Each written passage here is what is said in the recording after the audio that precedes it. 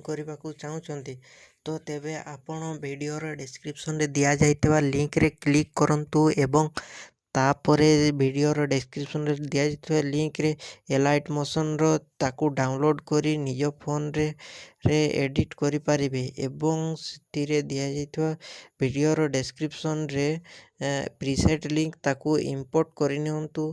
ତାପରେ ସେଥିରେ ଆପଣ ଯାହା କିଛି ଚେଞ୍ଜ କରିବାକୁ ଚାହୁଁଛନ୍ତି ତାହା ଚେଞ୍ଜ କରିପାରିବେ ଏବଂ ନ ଚେଞ୍ଜ କରି ମଧ୍ୟ ଆପଣ ତାକୁ ସିଧା ଡାଉନଲୋଡ଼୍ କରିପାରିବେ। ଯଦି ଭିଡ଼ିଓଟି ଭଲ ଲାଗିଥାଏ ଚ୍ୟାନେଲଟିକୁ ସବସ୍କ୍ରାଇବ୍ ଆଣ୍ଡ ଭିଡ଼ିଓଟିକୁ ଲାଇକ୍ କରିନିଅନ୍ତୁ।